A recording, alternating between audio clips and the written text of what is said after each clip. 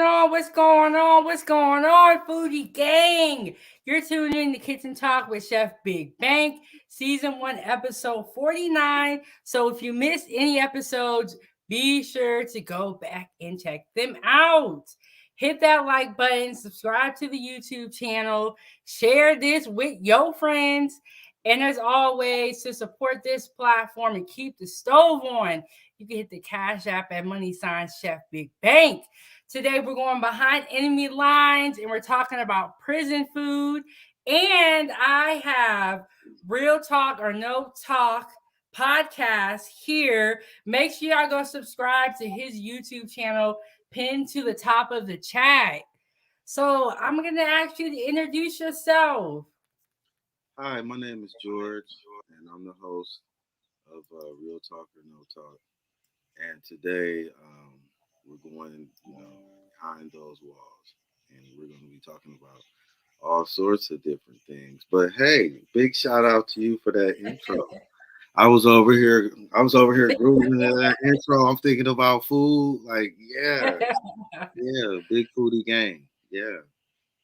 Yeah, thank you so much for coming. This is the first time anybody from my city has graced my present or graced, the foodie gang. So thank you so much for supporting and coming up here and telling your story. How Yes. can foodie gang find you? We're actually Real Talk or No Talk. We're on YouTube, TikTok, Instagram. All you got to do is type in Real Talk or No Talk. Facebook. We're pretty much in all the algorithms, and we got a lot of good things in store. We're also a nonprofit, so eventually you guys will see a lot of different things happening in the community here that's going on behind the scenes, and yeah, we're kind of everywhere now. All right. But thank you so much, Foodie Gang, for everybody that is here early. We got Big Giz Composition. He said, "What's up, people?" What's And he said, 907, I enjoy your shows. I'm so glad because when I started going live, I didn't know what I was going to talk about. And we up here, we 49 episodes into the live show. So thank you guys so much for coming out and supporting. What's up, Blow Hardy? He said, I'm hungry right now. Mhm. Thank you so much, Big Yeah. Giz. I had to come and show support, come and support. And as always, we got the lovely Randy always coming in and supporting. Mm, nice. And we got Hassan. He's somewhere in the building. If you guys have a YouTube channel, feel free to drop your links in the chat. Yes, And please. as always, you keep the stove on and Chef Big Bang. So, George, I know that you spoke a little bit about yourself, Hmm. but is there more that we should know about you? Um, well, I had a pretty tough background, so I have, been in jail, like as far as juvenile, state, and the federal system. And with that being said, I could definitely speak on how the food is, overall, in general, and things of that, just from personal experience. Jail is not a place where, nobody needs to be. You know what I mean? So we're trying to teach people how to stay away from that, though. But I appreciate the opportunity to be able to talk about a lot of that today. Thank you for inviting me on the show. Of course, of course. And let me ask you, how old were you when you first went to prison? And how did that whole cycle begin, or what age did it Um, begin?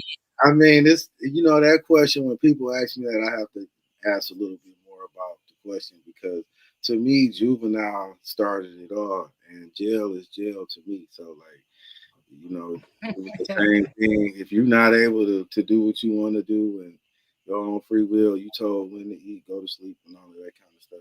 Yeah. So it started with juvenile. Actually, it's just that a few other turn of events happened after that to create that fate. But since then, I had a lot going on as far as being an author with a book.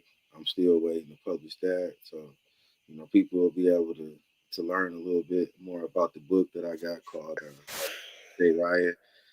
So, and I've actually been free since 2011. So, and I've been able to turn my life around, create a lot of different businesses, do a lot of Yeah, can I have you talk a little bit louder or come a little closer? Oh Don't yeah, be yeah, no scared. problem. No problem. How's that? That sound better? Yeah, yeah, that sounds better. Don't be scared. Okay, Mhm. so you started with juvie, and Mhm. then from juvie, where did you go after that? Then I went to Marion Correctional. It's a medium security in Ohio. I spent a little bit of time there, and then after I got out, I did about 6 months in the halfway house, and I got out for about 8 months, and then I ended up going to federal prison behind so three people, writing statements on me and things of that nature. So that was how that experience ended up beginning.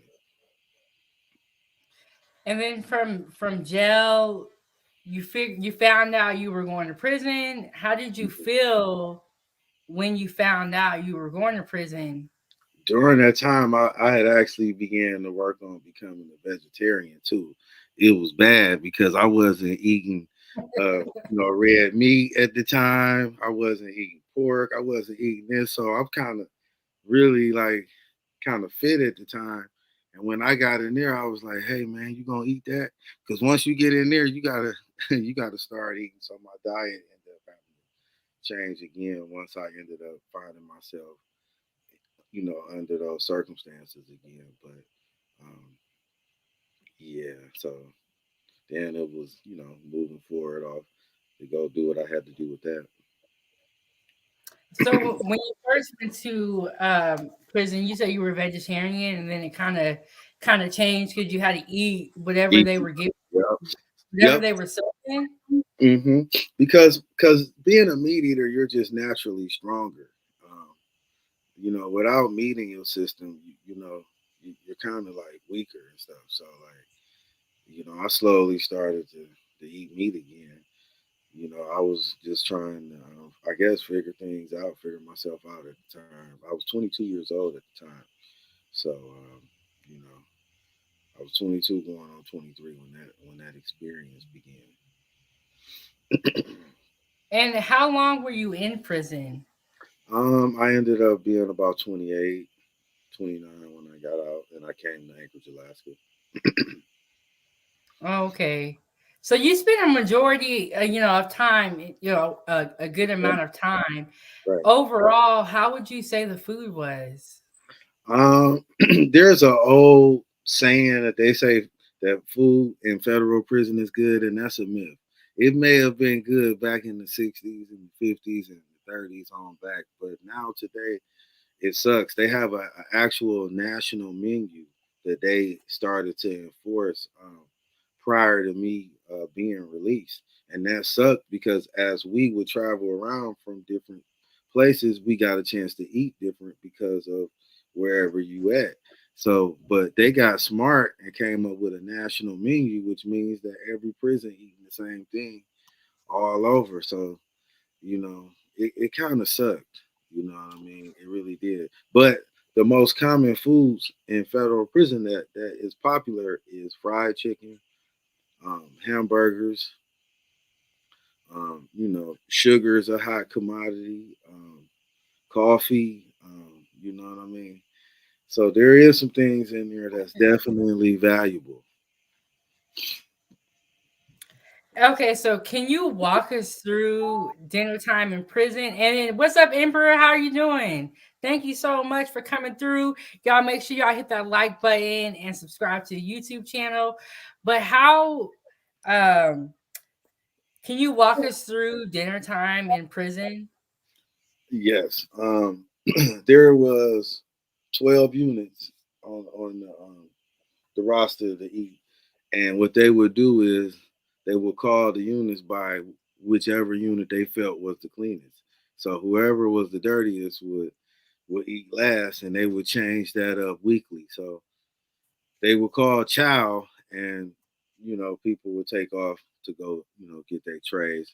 They would stand in line, and you would have a tray, and they would put your food on the tray, and then you would go sit down and you would eat. They used to have a salad bar as well.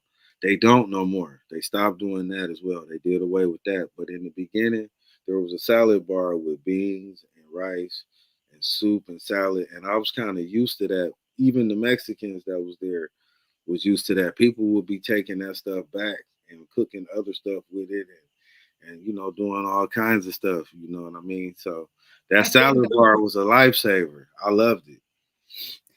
so. Was the salad bar self-serve, or it was like Yes, they would yes, give you it was self? Oh, okay. yeah. It was Y'all, totally. before we get into the nitty-gritty, I want to let you guys know that everything here is alleged. 907 Good Eats or 907 Big Bank Productions is not responsible. Everything said here is our personal opinion. But what were you gonna say? I was gonna say that. And then you got the holiday times, like somebody like myself. I was involved with people that were paying people to cook for them.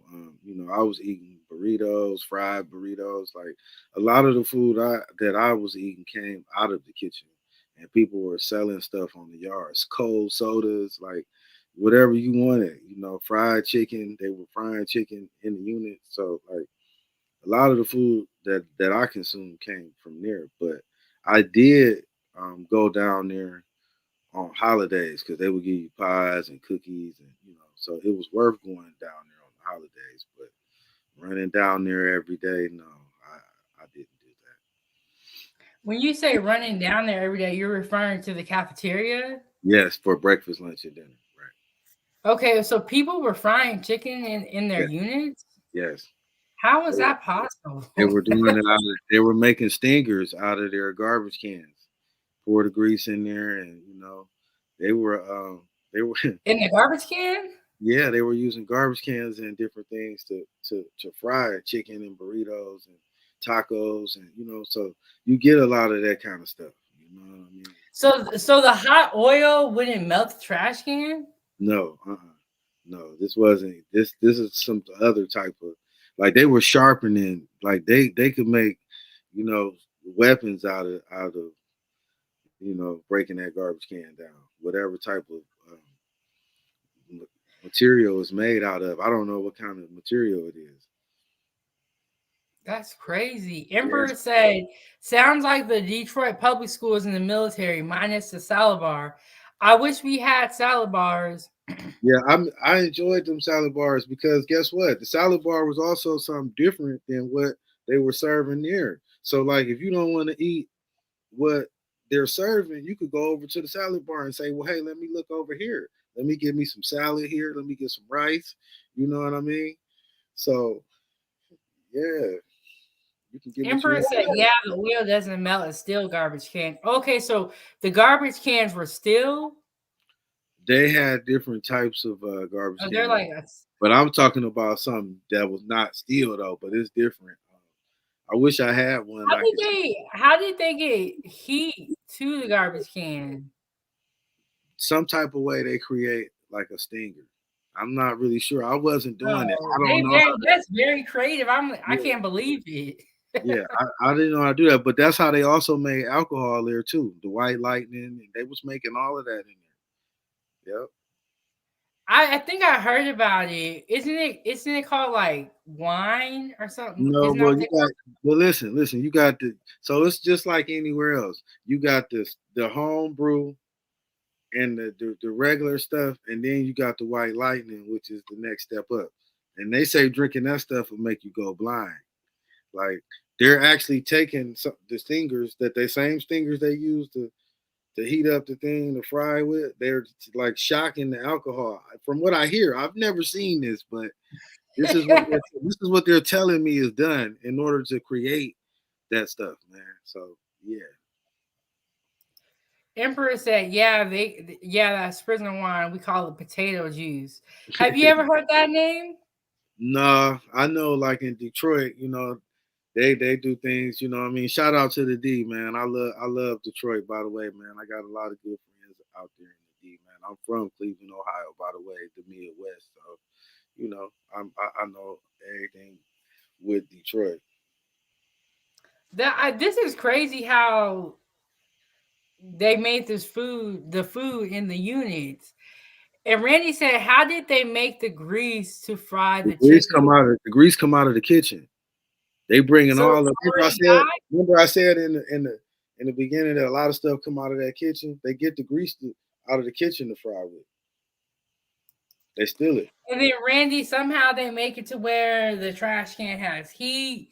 You're right. They heat it up. We Yeah. might have to do a show about this because I never heard about that. They was frying chicken in the units. Yeah, we're gonna do our homework on it. We're gonna definitely do another program about this, right?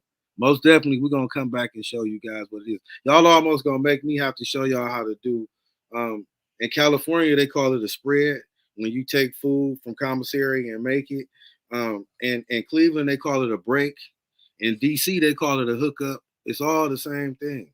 It's taking some sausages and mackerels and chips, and like that's the kind of stuff that they would do in there. I had that once before. Somebody made it for me, and they're like, "This is so good," but it was, I don't know. It was like I just felt like it was high in sodium. It is, but that's all you got because that's what they selling you at the commissary. It's the only store in town. It ain't like you can go to Walmart and say I'm buying vegetables, and then to get vegetables in there, you got to pay for that. Remember, it's you got to pay for everything that come out of that kitchen, sugar, anything. You got to pay for everything in there. You could pay to have your clothes washed. You could pay somebody to make you some shorts. You got to pay for your haircut in there. Anything you want and do in there, you have to pay for it. So I mean, like people are making money and hustling in there. So that's how it is in there. Nobody's doing anything for free. Wow. Okay, so I'm gonna read some of the chats. Emperor Okay. said, "We used to make potato juice in high school. We had lockers around the school with it." That's Wow. crazy. Tell her I said that's wild to be getting drunk at school. He also said, I think I know how they made the heat though. You take some old magazines or newspapers for fuel, rub it together for a spark. That's your fire/heat.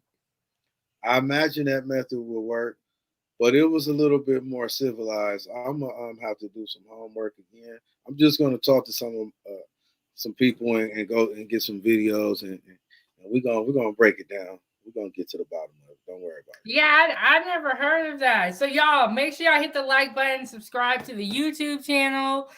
And then, so did you ever work in the kitchen when you were in prison? I did one time. I had a very short stint. I didn't even last 72 hours. Um, um, What happened? believe it or not, I'm the kind of guy that had that mindset about, I agreed with the items that was coming out of the kitchen to help the community out there, the people that needed stuff. So I didn't have a problem with, what I'm saying, being involved with, things that was coming out of the kitchen. You see what I'm saying? So I, what I'm saying, allegedly had 17 pounds of sugar. And when they busted me with the sugar, they were like, "Hey, what are you doing with this?"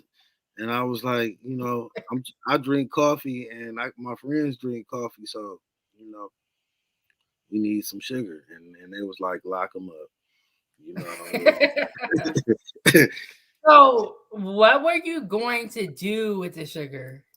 Believe it or not, like I told you, sugar is a very, very hot commodity. And a lot of stuff you buy out of the kitchen and resell it, so you double your money. So I'm gonna just tell you like this. I don't know the ounces of the bags, but you know how like coffee bags, the Keefy bags of coffee. You ever seen the coffee bag? One of those full of sugar would be $1.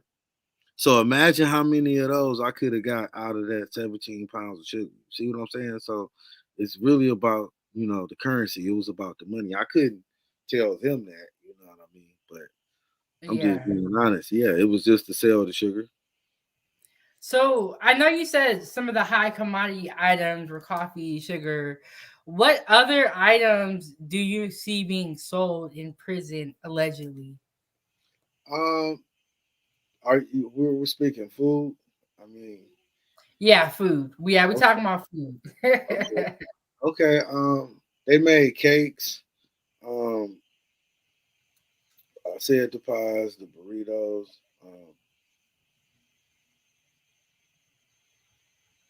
That's pretty much. That's pretty much something. I mean, like a lot of them other dudes that work in the kitchen was able to cook and make certain stuff that they would allow them to enjoy there and not taking it outside of the kitchen. So, those people in the kitchen always had a little bit more access to what's going on, beef and ground Yeah. beef and other different chicken and stuff like that. They were able to access all of that. So with that being said, do you see a lot of prisoners wanting to work in the kitchen? Absolutely, because the kitchen, if you don't got nobody sending you no money, man, listen, they going to the kitchen because the kitchen gonna feed you, and the Yeah. kitchen gonna give you some stuff to make some money with. Yeah, some bell peppers and them onions. They gonna be coming out of there every day. Them bell peppers and them onions. People chopping up and cooking every day.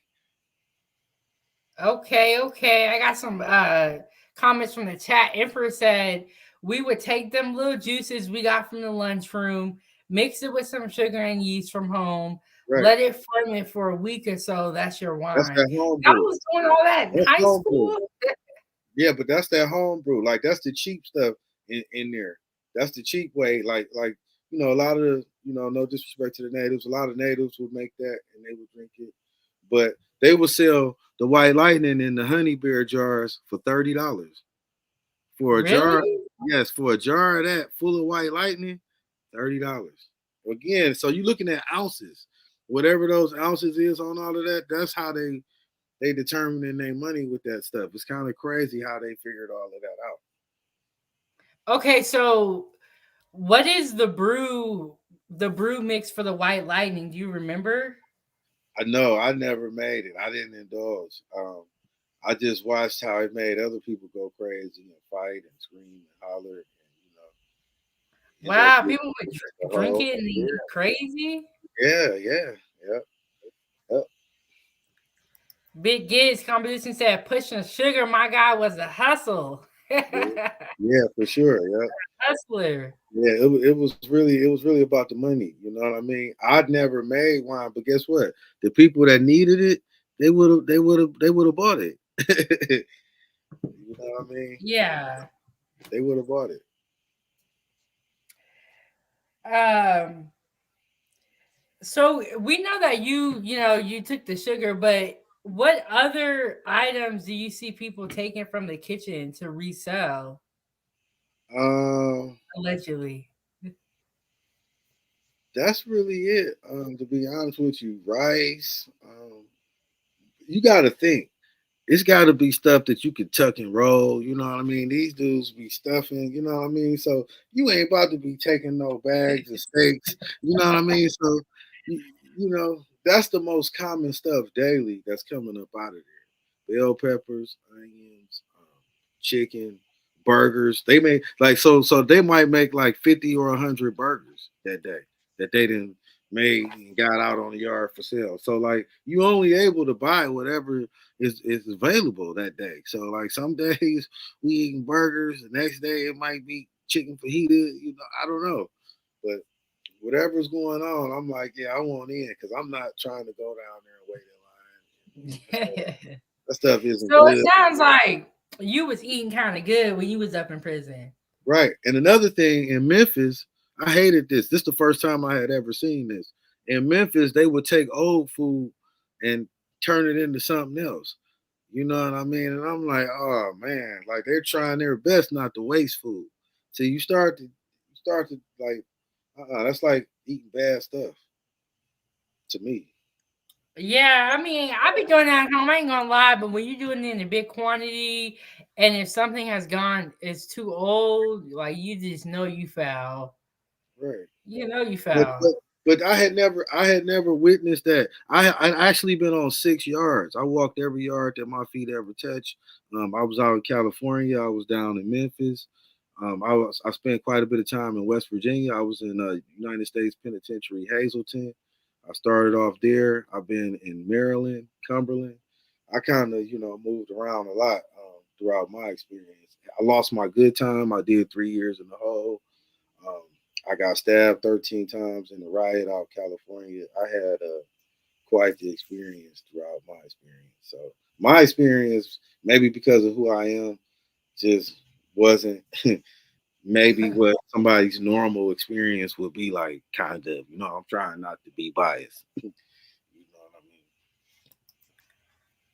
Yeah, when you went to the hole, what was your food experience like? What was the eating The schedule? food is man, it's so terrible because now they're bringing it to you, kind of how you portionalize food. Like they got it's a top on it, you know what I'm saying? You got like a couple little slots with a little something in there, you know what I mean? Like, and then if you make them mad or you acting up back there or not doing what they ask you to do, they'll bring you all of your food at 11:58, 11:59 because they have till 12 o'clock midnight to give you 3 meals a day. If they still do it then. So, So they would bring all three meals at one oh, time. yep, yep, at the middle, like right before 12 o'clock midnight. That's the legal, like how it's written up. To what I'm saying, without them breaking the law or breaking the rules. And like, okay, so if you were to eat one meal from prison, would you get full or is it like No, what are the portion no, sizes like? I'm talking about your stomach gonna be touching your back. Yes, yes, you about to get skinny. Yes, you about to lose weight. Because okay, so sometimes I see people go to prison and then like get in shape, and then I see people come out and they're heavier. I worked out every day. As far as that go, if you don't do nothing in there, then yeah, you're not. But most people work out anyway, work out every day. So that has nothing to necessarily do with, you know what I mean, um, coming out not in Yeah. shape. You know? Have you ever seen someone get extorted Absolutely, because of food or for food? absolutely, and money. It's people in there with $100,000 on their books in federal prison.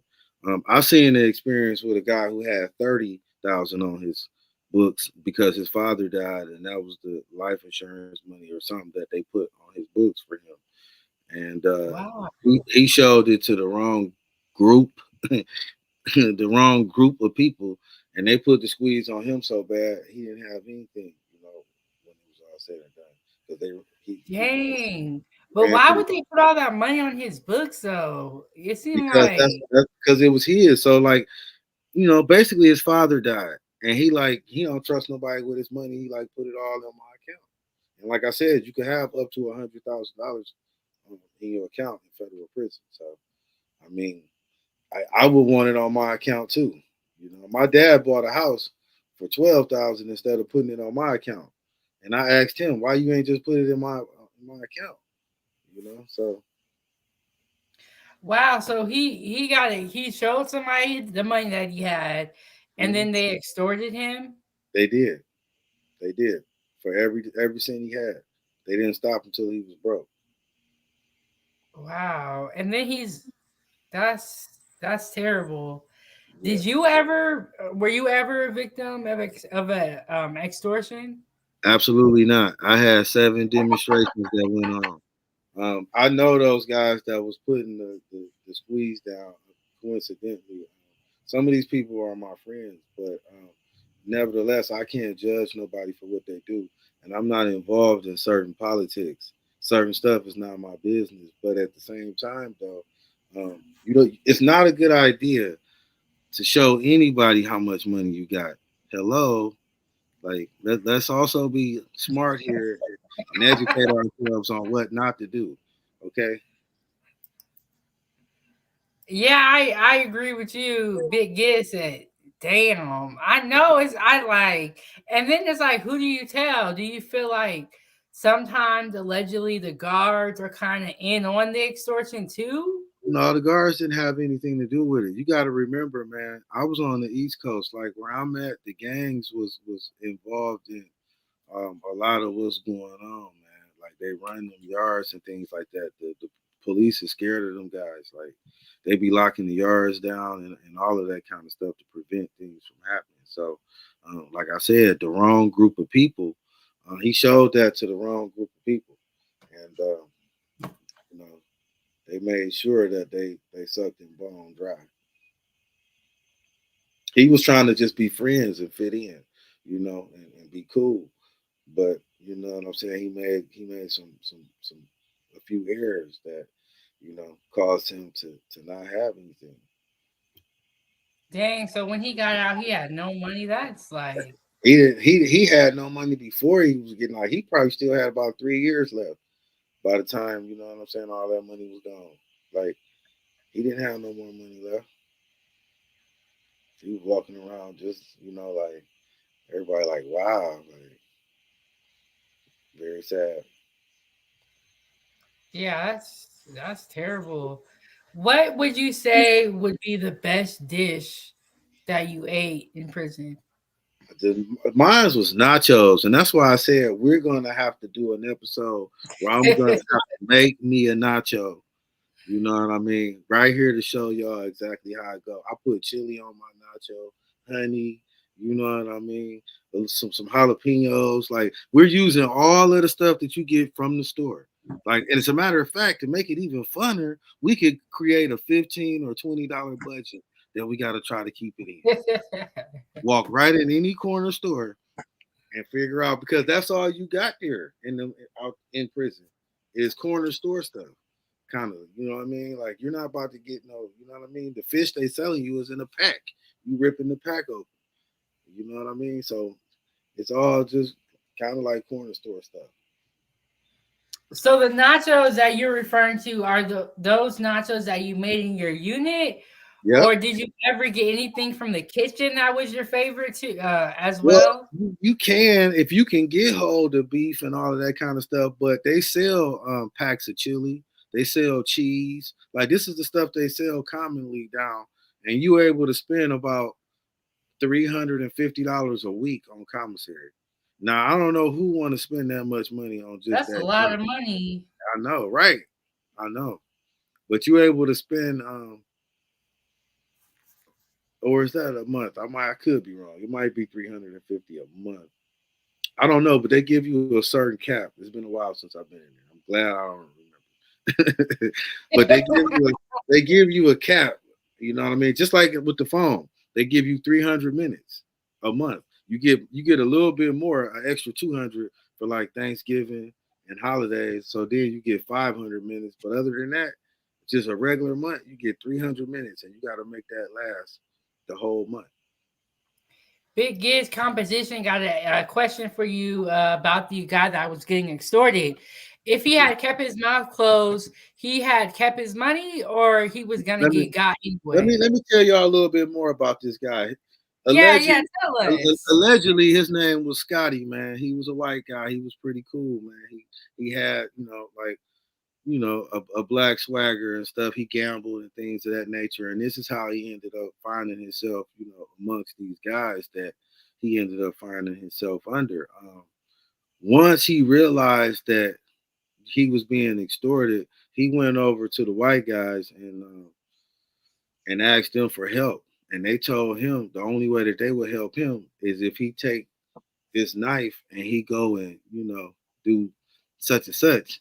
And he was like, I can't do that. You know what I mean? So it was a lot going on with him and them. And it was people all outside in circles, and the police officers scared now because they see all of these groups of guys lining up, making a circle out there, and I mean it was just quite the sight to see. And they just talking about him now, and they feel like he's trying to use both of them and play one against the other. So now he's sitting over there Oh, with his hat down, worried. You know what I mean? So it's like, yeah, dang. yeah, it get kind of crazy. It just was. It seemed like it was all bad for that guy. Like it Yeah, he, just. he had bad luck. He had bad luck, but it all started with him trying to be cool. Yeah, man, let me show you, bro. Yeah, look, man, I got, what I'm saying, 30,000 on my books. I'm a big man, and I'm a this, and like trying to be something instead of just keep your mouth shut, and just be quiet, take your money, try to make it out of there, man. Because people go in there and don't make it home. Like I said, I got stabbed up. You know what I mean? I never thought that would happen to me. And I got into a lot of different instances. I ended up falling out with somebody I was friends with from the street over a candy bar. It's not even about the candy bar because I ran a store in there. I had plenty of food. I didn't really have no issues about, you know, different things like that. But it was just the fact that he took it without asking. And I felt like if you would do something like that once, you would do it again. Like, all you had to do was just be honest. So, well, if you want to, can you elaborate? So once he took the candy bar What and you happened confronted him, What happened was, check this out. I was a hustler, a businessman doing different things. I sold coffee, I sold sodas, tobacco, other different things. But um, I had a bag of commissary, maybe $300 worth of commissary that somebody owed me. They went, got it, gave it to me. I needed to chase down some other money and some other things that was going on. So I gave the bag to him and I said, "Hey, can you take this and drop this off? I'm kind of busy right now. I'm on the highways and byways trying to, that's what we call when you moving around, the highways and byways." So I'm handling some business, and then when I get back to where the property was left at, I noticed that, but it made me have issues with the person who owed me because I'm like, "Hey man, it, and he like, nah, it's in there." You know what I mean? He like, "Look, here go the receipt." He pulled the receipt out, showed me the receipt. I'm like, wow, okay. So now I'm like, okay, it's got to be this dude. But see, stuff like that's not cool, man. But I just left it alone and told dude I'm gonna leave him alone. I haven't never seen him again since. wow, And he was when you happy. He was happy to see me because um, I was the only person he knew. But I was also an influential, person, at that time in the position I was in and things like that. And yeah, I love the cell phone. We dealt with the cell phone out of California. There was also a black officer that got busted by the feds. Guys told on him that was on the yard out there, and they busted him on his way to work, bringing us cell phones and all that. $1,000 for a cell phone. wow, I heard, I don't know, is it, I don't know if this is true or not. I heard that people be throwing the phones over the wall That's in to the get lower them security. to get them inside of the Lower, prison. Is that true? the lower securities. You can't do that in the medium and the maximums, but people do be flying stuff over, dropping stuff.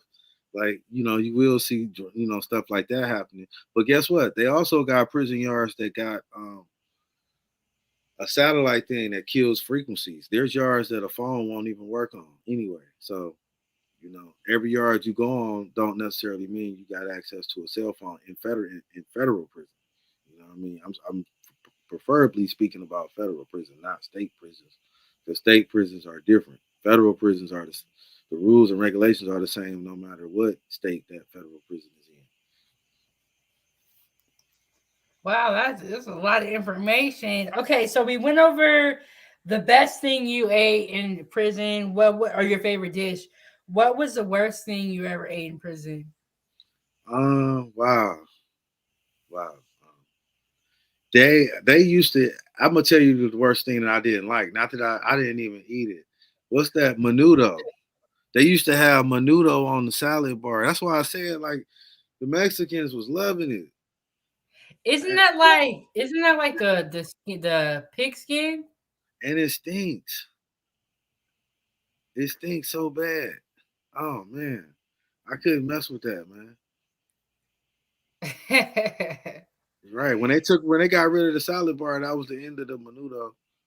Like I know the Mexicans was mad because they like that. That's tradition with them and how they eat, and that's fine. But it just stinks, and I don't like it. You know what I mean? Yeah, so with the salad bar being self-serve, were there utensils in it, and did anybody So ever try to take them? I'm gonna paint the picture for you vividly. Okay.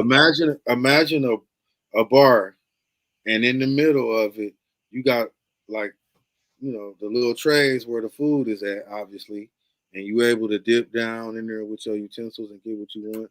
The sides pop up, turn into like little tables. You know what I mean? And it got wheels on it. So they roll it in and out. Yep.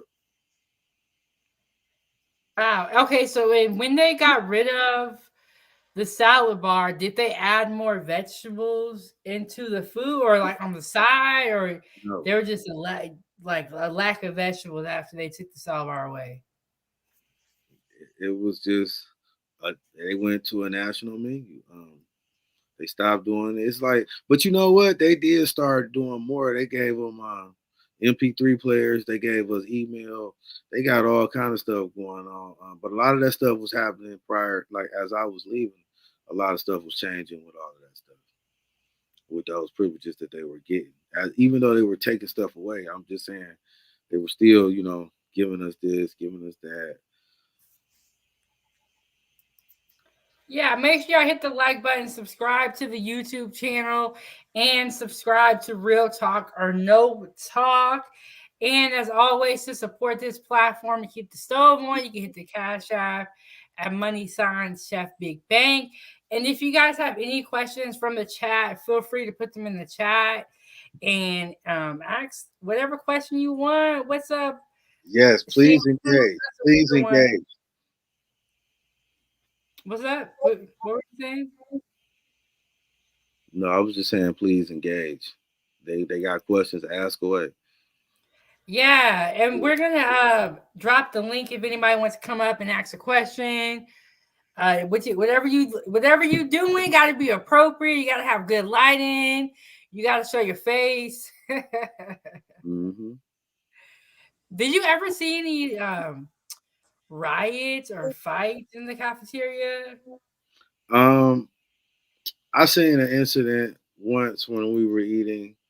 A guy that everybody thought was cool, he turned out to be a snitch or whatever, and we learned about him because they accidentally put the guy on the yard that he cooperated against, and we learned that he had video recorded his dealings with that man, called the police up, and took the footage to the police. Like so, we laughing like he was really, what I mean, on some private investigating, Hawaii 5-0 type time. You know what I mean? And it was funny seeing him. He did what we call the pump fake. Oh, man, somebody get my knife. Next thing you know, he go ahead and walk on over to the police and leave because he know, what I'm saying, the jig is up. Everybody know the truth, But the only riot I've been in was the one that I was in California on my birthday, by the way, 9/6/2010. Wow. So okay, so he was pretty much talking all this mess, and he was really an informant. No, he wasn't talking any mess. He was like a basketball coach. He was like a guy that everybody had respected and liked. But come to find out, they made a mistake because this happens sometimes. They made a mistake and let the dude out that he cooperated on. So nobody ever knew that he had done all of this.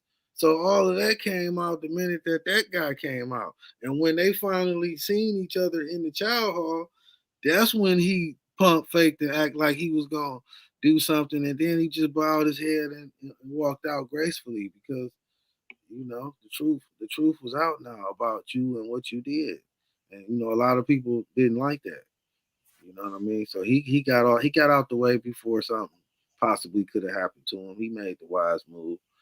But he made it look good. Oh, where my knife? Somebody, hey, I'm about to get him. You know what I mean? This mother who and ain't gonna do nothing. You know what I'm saying? It was a good move though. It looked good. But do you see a lot of that? Like a lot of like people trying to like kind of like fit in and really not being who they say they are? You had a lot. See, when we talk about federal prison, it's layers to this, and we only touching the surface. There's fake paperwork. These dudes going back and forth to jail. You know what I'm saying? Telling in the kitchen to keep their jobs. Like if they catch a dirty urine, you got to tell on 3 people. So like, I mean, if you want to stay, Really? like, yeah, you got to give up 3 people. So it's so much going on. Everybody in there not cool. It's not good to be, you know what I'm saying? People jumping on people's cases. So like, somebody might want to try to get home to their wife or girl, so they might be cool with you, and then next thing you know, the prosecutor they calling you like, hey, this dude said that you said this, and you looking like I ain't never said this. You see what I'm saying? People hopping on your case like so they can get some get back. So yeah, it's a dangerous place once you up in that the belly of that beast, man. Yeah. So, how long have you been out of prison, and do you ever see yourself going back? I've been out of prison since 2011, and no, I will never ever go back to jail. I don't even do anything to break the law to go to jail. That's the thing. When you change, you got to change everything, people, places, and things. That is so true. God gave me another chance by sending me to Anchorage, Alaska, to be the person I am that everybody know me for today, and not who I was before, the person that I was and grew up to be. You know what I mean? And things of that nature. It feels so good because I always felt like God. I never had a fair chance. You know what I mean? Like I never asked for this life. You know what I mean? Like so, I'm talking Yeah. to God. You know, fighting in the air. You know what I mean? We tussling together about it, and He was like, you know what? I'm gonna give you exactly what you asked for. And it took me a while. I realized this maybe 3 years after being here. I said, you know what? God gave me everything I asked for, and I ain't even really realize it. A chance to redefine who I am, a chance to be remembered for the positive person I am today, the hard-working man I am today, the nonprofit owner I am today, the fashion designer that I am today. You know what I mean? Like the business owner, like everything. So, all in all, this is the person that I really am. You know what I mean? I had to evolve and grow to be this purpose, I guess. Yeah. I mean, that I'm glad that you got out of prison and kind of, what turn your life around, and you're not involved in the same activities. I'm glad that you did a complete change. Hmm. They got a lot of sugar, honey buns, candy bars. They got ramen noodle soups, cup of soups, jack mackerels. I mean, when they did that national menu, it really hurt. Like I said, because guess what? You could be in Florida, you go all the way to Hawaii. Guess what? They eating the same thing when you get to the federal prison in Hawaii that they eating in Florida. It didn't used to be that way. Oh, I get what you're saying. Like the menu was for like across the board, All no matter what state you're in. every federal prison eating the same thing on the same day. I don't know if you've ever heard this, but I heard this the other day that the prison system and the schools, the same food, or this it's the same vendor for the prison system and for the schools. Do you know if that is true? No, but I know that we can do our homework. It ain't nothing to do a little bit of research to get to the bottom of this. Yeah, I agree, because I didn't never realize that it was the same food being served in the prison was being served for our children. So I want to see if that is true and really, investigate.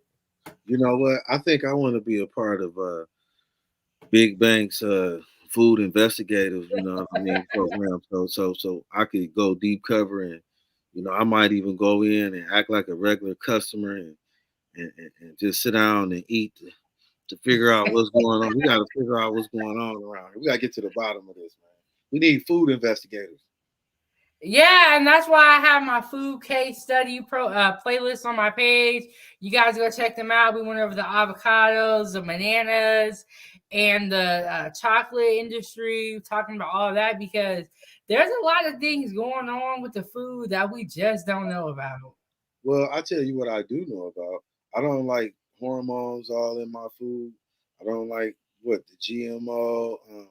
I don't like the preservatives. I mean, me personally, if it's God's will, I'm going to buy me a farm outside of the U.S.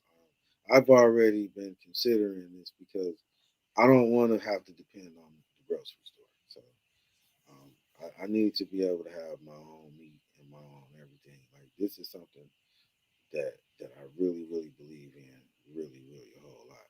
I'm willing to put all my life savings and everything on that idea right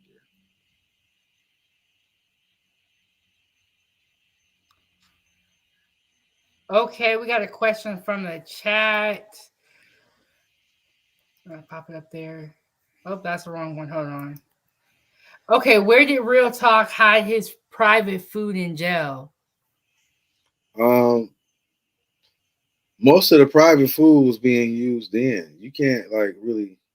You're not about to like store no eggs and you know what I mean and stuff like that. So whatever's coming out of there that day has been cooked already, or you know what I mean. Like we might buy 12 or 15 pieces of chicken, and we about to eat that. So um, other So than you that, said you can buy chicken like remember already I told cooked? you. Remember I told you. Yeah, because some days they be doing fried chicken, like that's on the menu that day, and that's why I said like I might go down there and eat the fried chicken, or I might go down there and eat the hamburgers because those are really good. But on them days, them people that work in that kitchen, they smashing their head. They busting their head getting 50 burgers, 100 burgers, 20 pieces of bird. Like you got everybody to work in the kitchen trying to get some chicken and burgers up out of there. Do they be counting the food, like doing inventory to make sure? They supposed to, but you know them guys is smooth, the hand quicker than the eye and all of that. So like again, they you know what I mean? You know what I'm They saying? Yeah, they so get their booster on. yeah, and then they bringing it in the unit. And which is crazy because you got to try to walk past the guards, and they be out there just, hey, you come here randomly. You know what I mean? So like you might not make it. It's a 50-50 odds though. But I mean, like, what do you got to lose? It's Well, you like got a you lot said. to lose. You're gonna go to the hole. They're gonna pack up everything in your cell. You're gonna get it. You're gonna get written up. You're gonna sit back there until you're done, and then they put you in another unit. You start all over again. So and you lose good time. I had already lost all my good time. It didn't matter to me. I'll get home when I get there. So I didn't have life. That was my attitude. But shout out to the people with a better attitude than that, man. Stay away from jail completely. Don't break the law. Yeah, that was gonna be my next question. What advice do you have to young adults, that are in the streets and just on the wrong path? Like, what would you say to them? I'm a definitely speak on that. We need to basically get back to getting trades and skills. That's the only way that you're gonna be able to take care of your family and sustain earthly life. Some people go to college and able to work that into degrees and different things and all that, and that's a wonderful thing too. But I'm talking about electricians, I'm talking about carpenters, I'm talking about chefs, I'm talking about plumbers, I'm talking about like these things used to be in our school system. They're not no more. When you start taking those skills away from people, what else is people gonna do besides steal, sell drugs? Like you don't really have a lot of options left. um, I'm actually now with the nonprofit organization thinking about feeding people. I'm actually thinking about doing my own cleaning academy where I can start teaching people how to do this so they can open businesses doing this. Actually go get a job doing this. Like I could teach a person how to clean a house, they can go open a business and get a business license and start doing it right now when they finish. So, that's what we need to do, man.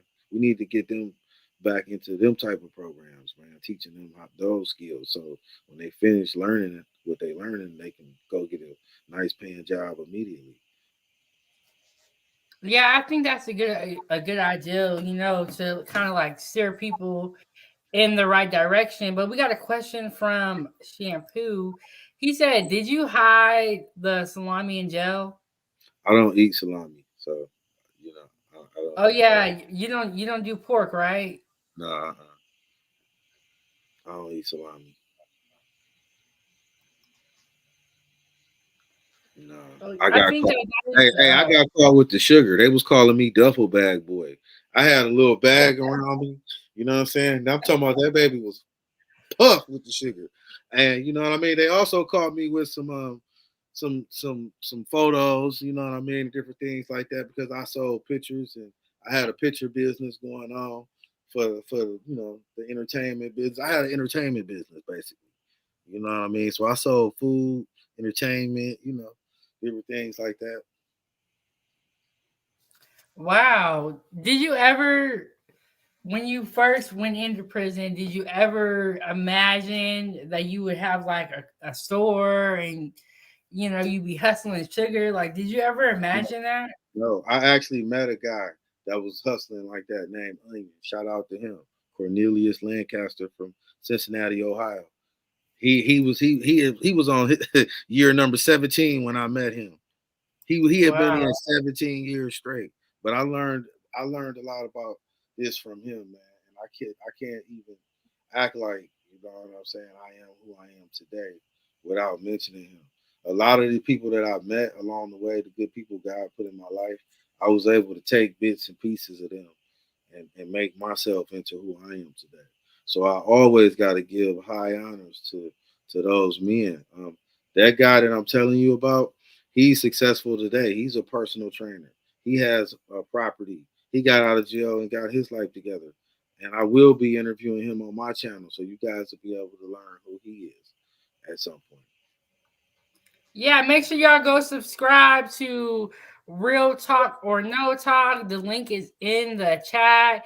Make sure you hit the like button, subscribe to the YouTube channel. And if you're watching on the replay, go ahead and leave a comment. Let us know where you're watching from. So, yes, there's a link to Real Talk or No Talk. And then we also have some other YouTube channels.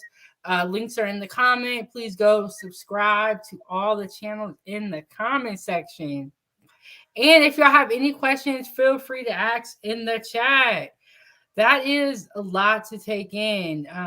I know you touched on it a little bit about the nonprofit, but can you let the foodie gang know everything that you have going on currently? Like, what are you doing since you got out of prison? I've been running a successful cleaning company.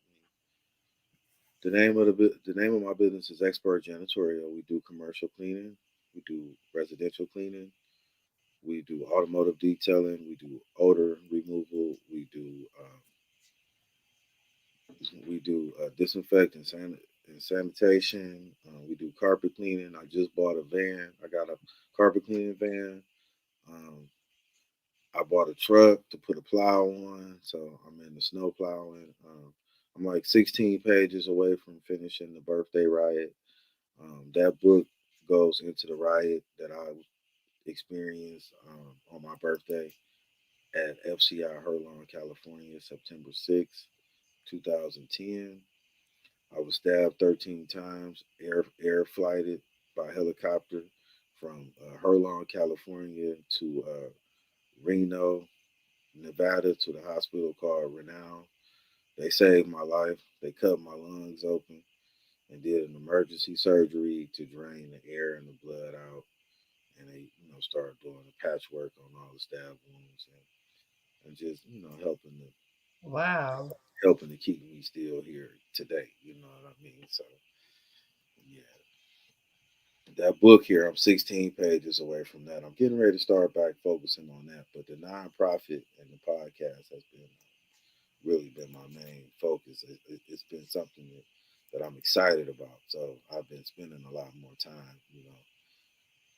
entertaining that though. But once I get that fully established, then I'll dive back into the 16 pages because that's really not that much for me to finish up. Wow, it sounds like you have, you know, definitely turned your life around and, decided to change. And I think that your podcast and your business, everything that you have going on, I think is very motivating to other people that could be on the same path. Most definitely. I want to cover a lot about PTSD. After experiencing that riot, I suffered from PTSD from that, and I had to go to counseling and different things like that. And a lot of people possibly suffer from PTSD and may not never even know about what the triggers is and how to identify these things and all of that. So on my channel, man, we're gonna get into a lot of that. I like to think that on my channel, man, we all on this healing journey together, man. And I know it's gonna be some days where I'm probably gonna, tear up, but hey, I'm only human, so we're gonna get through this together, though. So I'm excited about the content. There, it's all gonna be real talk or no talk. So like everything, excuse me, is based on a true story. Yeah, Randy said, "Thank you for sharing your story with us. Real talk. Congratulations on your success." And I That's my think that those are the tough conversations that we need to have to really help people, or to uh, even if we could help one person that is struggling with PTSD or is on the wrong path, if we could help one person, that's all that really matters. And I also have some new merch I created. I am a domestic violence survivor. I'm an abuse survivor. A lot of those proceeds are going to go back into people, helping people who experience those things. I created those things because of what I survived and what I've been through, and wanting to be able to, you know, relate to people, man. I want people to know how genuine we are over here, and we're sincere, and we're willing to, do this with you, one day at a time, step by step. Yeah, yeah, I agree. I mean, that's amazing. Do you remember what the first meal you had coming out of prison? What was the first meal you Um, had? the first meal I had was inside the airport. I think it was Chili's or something like that. That was in Anchorage, in the airport. I want to say it was a Chili's or something like that. Hmm. Yeah. What type of food do you eat now? Now that you're out of prison, are you back on the diet that you stated you were kind of doing before you went in? I try to be conscious about how much beef I eat. I keep that to a minimum. I'm not gonna just not eat beef because, like I said, meat eaters are stronger um, than vegetarians. But it takes, if I'm not mistaken, 72 hours to digest 1 pound of beef. So, like, I'm not about to have burgers today, steak tomorrow. You know what I mean? You'd be surprised when they start to talk about how much undigested fat that we have inside of, what I'm saying, visceral fat and different things inside of the stomach. So, being conscious and aware of that with the personal trainer knowledge I have, I try to be very, very mindful, you know what I mean, on what I'm eating and stuff like that. I think that's great. So you mentioned that you were a personal trainer as well. Can you tell Foodie Gang how you got on that path and what led you to want to do that? So my guy that's in Cincinnati that I told you about, my guy Onion Cornelius Lancaster, he was already in tip top shape. He still is today. He's in his 50s, still having kids. But Wow. that was my celly at the time, and in order for me to be able to help him with his classes, because he was running classes already, I had to go. The prison would make you take courses and classes, so I had to go through all of that. And in the process of doing that, I learned from having to actually go through all of that to be able to help him run the classes. So, like, the classes used to be held inside the gym. So it might be one person, it's 50 people here. We would go from 18 to 25, from 25 to 35, and then from 35 to 55, and then from 55 and up. So, like, we know how much to work you and not work you. We ain't trying to hurt you. We just trying to help you, tighten all the way on up. But the type of personal trainer that I was taught to be, that's what I loved about it, is we actually working out with you. We're not giving you a diet and telling you what to do and making you watch something on a video. I'm sitting here doing everything 100% with you. So, and guess what? In the event that you're tired or it's too much, you just keep moving your feet for a little bit, catch your breath, and then you come back inside the rhythm. Because once you stop, the calories stop burning. And Yeah, 3,500 calories to burn 1 pound of body fat. You see? So this is where you start to learn all of this stuff at. You know what I mean? And this is why I also say, depending on what you're trying to do working out, because everybody work out for different reasons and purposes, that's where having this information come in at to figure out what angle you gonna do, what equipment we need, when we're gonna weigh in. We're gonna weigh every 3.5 to 4 weeks after that. Because in between time is water weight fluctuating. You got people that weigh themselves every day, but that's not what you're supposed to do. how often should somebody weigh themselves when they are Once on the once a huh? month. Once a Once month. a month? hmm Okay. Once a month. Because I do feel like when you start looking at the scale every day, sometimes it could be like kind of sad because you're like, oh, I haven't lost anything. It's But gonna fluctuate off the water in your body. We're pretty much 60-70% water anyway. So it's going to fluctuate off of the food and the water and the undigested stuff and you know, all that kind of stuff.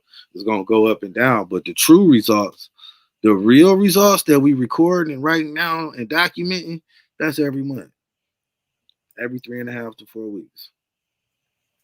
yeah, you sound like a very busy person. Believe it or not, staying busy for me is how I see productivity, growth. It's how I get a peace of mind. You know, it's just how I learned to cope with all of the stuff that I've been through. I'm really starting to realize it's a coping mechanism. I mean, for real. I don't even Yeah, know I don't even know if that's healthy or not. staying busy all the time. Yeah, Well, it depends. Do you feel like you're eating the right I'm things? not eating the right things because I'm not. It's having the time, man, and prioritizing and everything. But um, I need to be eating right every day. If I could meal prep and have me some of those nice, great meals that you be making for like breakfast, lunch, and dinner, and I just put it in the microwave and just go, like I would feel like I'm in heaven. But having the time to take to be cooking and go to the grocery store and all that, I don't think I was built to be that kind of man. I'm ready to pay a chef. Well. Anybody can learn how to cook. Make sure y'all I mean, subscribe. yeah, I do and I can, but you understand it's just the time. I don't want to, like, I'm so busy with everything else. I don't want to take the time to do that. I'm trying to find a way to make it work where I don't have to take the time to do that. Like, it's hard. Yeah, one day, y'all, I'm gonna sell meal prep meals. Are y'all gonna buy them? I am. I'll buy But what does food mean to you? I know you said that food, food is like the one thing that's always there. So on your journey, what has it been to you? I've been cooking a lot more lately because I've had a lot more time recently. I made a brisket, spaghetti, chili. Excuse me. I made turkey soup out of the turkey that we had left over for Thanksgiving. Well, now no, it was just me, but yeah, right. It was just me here, but I took the remaining. And see that right there, a bone broth. That turkey was some good eating. I put it vinegar and got it all off, and then I poured the broth off, separated the bones from the meat, and then put the broth back in there and cut the vegetables up. Mm, mm, mm, mm, mm, mm, mm, mm, mm, mm. Mm. You want to talk about I've some good had eating? bone broth before and it was good and it's really good for you. Is it okay? Yeah. When I lived in Portland, They used to have it was like a little restaurant that just sold bone broth and like everything surrounding it, and it was like different types, different from like different animals and stuff. But apparently, it's really good for you. It is, from what I hear. That was my first time ever doing that.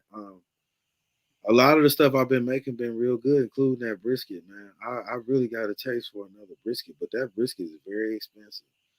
I paid $60 for that brisket. Dang, I haven't had brisket in so long because it is so expensive.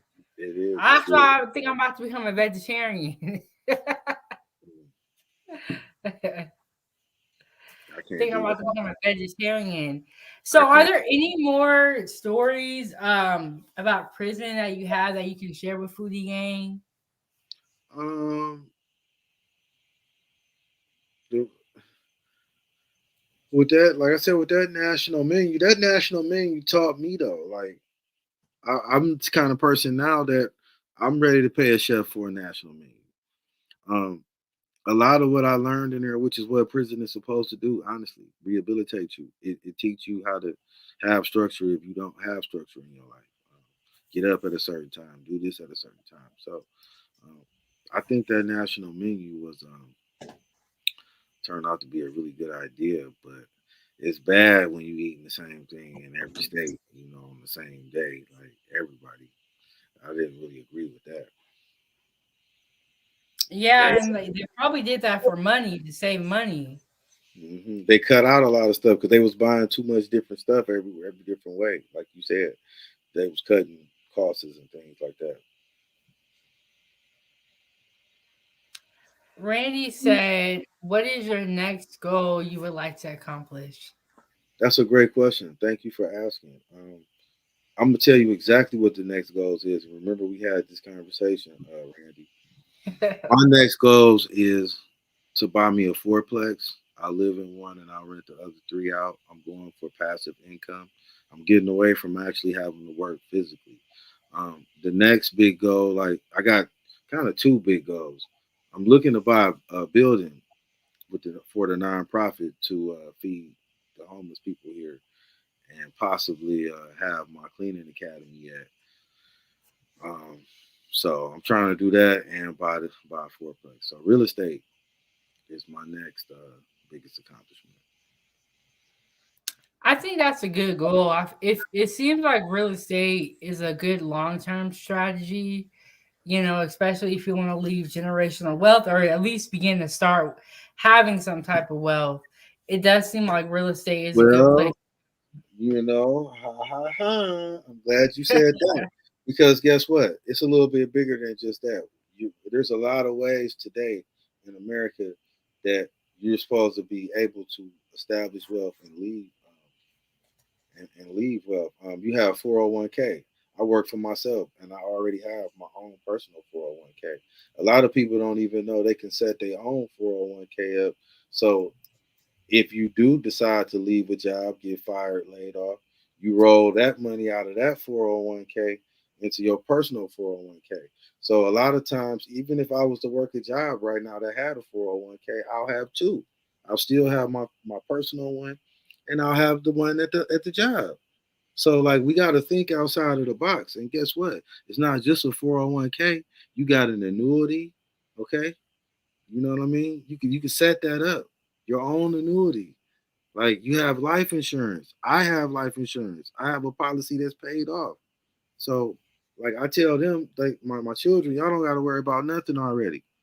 Cause I have more than one policy that I've been paying on. So there's a lot of ways to skin a cat, you see. Yes. And do you plan to go over finance on your YouTube channel? Because that's also an area where I think people could. You mean Patreon? Oh yeah, yeah. Well, anyway, I know you got a lot. I didn't even know you had a Patreon. That's the first Yeah, I it's heard of already that. it's already established. It's already Okay, okay. I didn't know you had a Patreon. Okay, I see you doing Mhm, big things. mhm, mhm. Yes, ma'am.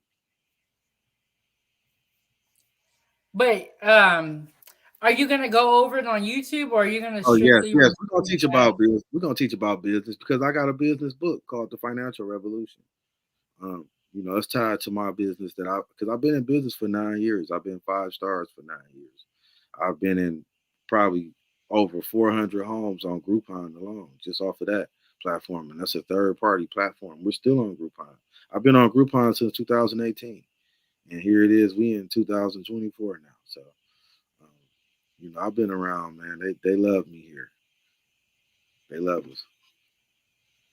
Well, you definitely seem like a hard worker, and like you really have turned it around since since prison. And I think your story could help a lot of people out, and that's why I wanted to have you on the platform today, talk about food with you. And if we could help one person watching this interview, that's all that matters. Hit the like button, subscribe to the YouTube channel, and also subscribe to Real Talk or No Talk. As always, to support this channel, keep the stove on. You can hit the Cash App at money sign Chef Big Bank. We've been talking for about an hour and 30 minutes. Does anybody else have any questions from the chat? Bring it on. Bring it on. I love it. I need this engagement. Yeah, do you got any more stories? It seemed like you saw a lot. I did. You saw a lot. I did. I did. Respect go further than anything in a lot of situations. So I learned to make sure to be respectful, treat people with respect, give respect, especially if you want people to respect you. So Yeah, I think that's very true. I think respect is what is definitely lacking in our society. It is what it is. TV say he just subscribed to your channel. Shout out to you, Hassan. You guys go subscribe to It Is What It Is TV. thank you, thank you. Yes, let's do it. It is what Rain it said, "Are you is. going to write a book about your experiences?" Yes, Rain. He got something already in the works. A step away from Oh, birthday publishing. riot. Yep. 16 Can you pages away. Birthday riot. Yeah, can you tell us, because like I know you also have a publishing company. Can you tell Foodie Gang about your publishing company and what made you want to write Okay. books, get a Okay. publishing company? The name of my publishing company is called Inspired Meaningful Publications, and we just call it short for Inspire. A lot of the content that I'm creating is to help people, and I'm trying to, inspire people to be great, inspire people to not want to make poor choices and end up in prison and go through all of the crazy stuff that I went through. I'm trying to inspire people to become entrepreneurs, become self-employed, to invest in themselves, to open up 401ks, annuities, like these things that are here. It's crazy that these things are here for the everyday individual, but we don't take advantage of these opportunities because our mainstream society don't push that narrative on TV and commercials and all of that. So like, you getting yourself financially stable is something that you have to figure out on your own because nobody's gonna tell you how to make them work for you. So it's been a real fight to get to the top. Yeah, definitely. I agree with that. It kind of sometimes you be like, dang, is things ever gonna get better? But I just dropped the link for No Captivity with Freezy. Make sure y'all go subscribe to that YouTube channel.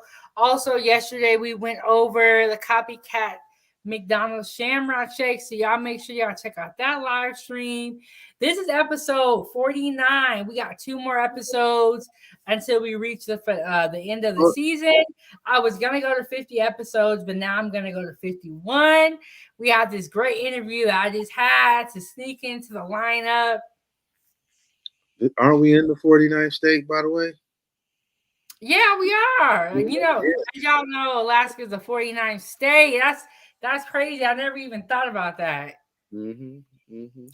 So let me ask you, can you let Foodie Gang know how long do you plan to be in Alaska? Like where do you see Um, yourself 5 years? The next 3 years, I'll go to the next 3 years. The next 3 years, I see myself possibly being down in Arizona, buying a property down there. I'll still have my building here and property here, but I'll probably end up buying another property down there, and I'll do an Airbnb in Vegas. I want to be closer to the Southwest coast, so that's where I want to be. I want to be able to drive to LA, San Diego, Vegas, or Arizona at the drop of a dime. Okay, okay, we see you got big things going on. Mhm. So I think we're about to wrap this interview up. Thank you so much for coming through. Do you have any final thoughts that you I want just, to tell I just, Foodie I just, Gang? I just want to thank you and Foodie Gang, gang, for inviting me over, letting me be a part of what's going on. And I think I'm going to join the Foodie Gang investigative team. I want to support that, and I want to go deep cover so we could get to the bottom of what's really going on around here. Who playing games around here with this food or not? You know. Yeah, I agree, and that's why I do this, George, because there's a lot going on. Oh, I do have one more question for you. Okay, so how did you get the name the Lion? Because I know your real name is George, and you said you got the Lion on That's a Facebook. good So question. how did you You come up ready? with that? You ready for this? Okay. Under the old horoscope, I will be a Virgo, but they have a new horoscope now because obviously the world spins around in a circle on its axis, so everything don't stay the same. So as I look now under the new horoscope to entertain what my horoscope would be, my new horoscope under the new one would be a Leo. And I seem to feel like I identify more as a Leo than I do as a Virgo. So that's kind of where the lion came in at. You know what I mean? Me feeling like the Leo helps to describe me today under the new zodiac. But this conversation Zodiac? they do. This conversation right here starts a lot of debate right there. People be like, "Oh no, you the same old Virgo you been was." You know what I mean? So then some people say it depends on if you was born before the new zodiac or after. So I mean, like I've been in all these debates and everything. So I didn't even know they had a new Zodiac and all of that.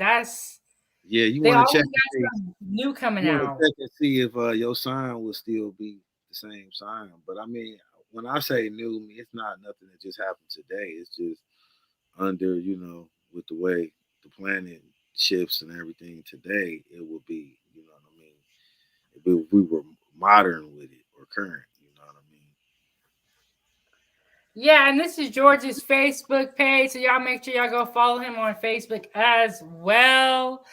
We want to thank you so much. Don't go nowhere. Hang out with us. And then after the show, we can talk. But thank you guys so much for coming in and watching. This Tuesday, I'm gonna try to come back out with another live. But y'all stay tuned. Join my group on Facebook, Chef Big Bank Foodie Gang fan page, so we can stay in touch. And I want to let you guys know we just hit the 1,000 subscriber mark a couple of days ago. Thank y'all so much for watching Yeah, this far, hanging let's in there. go. Hmm. As always, you can support this channel and keep the stove on that money sign Chef Big Bank. Follow me on all my social media platforms listed down below. And if you're watching me on the replay, make sure you leave a comment down below, hit the like button, subscribe to the YouTube channel. And now I'm going to hit y'all with the outro video. You got anything else to say? Remember, keep it real talk or no talk. Yes, and make sure you go and subscribe to Real Talk or No Talk. Hmm. It's going to be going down over there. It already is. There we go. There we go. There we go. And I want to thank everybody that got in here early. Shout out to Randy, Emperor, It Is What It Is TV, Unhinged Main Event Fro, Glow Hardy, Big Giz Composition. Let me see, Dr. Frizzle Frost, A Warrior Spirit. Thank you to everybody. Thank you to Shampoo. Thank you for everybody that came through. I will see y'all on the next one. Yes, Emperor said, peace and blessings. Be safe and careful. And please do not drink and drive this weekend. Yes, because you don't want to end up in jail or prison. Let's be responsible adults now. Yes. All right, I'm going to hit y'all with the outro video. I'll see y'all next time. Peace.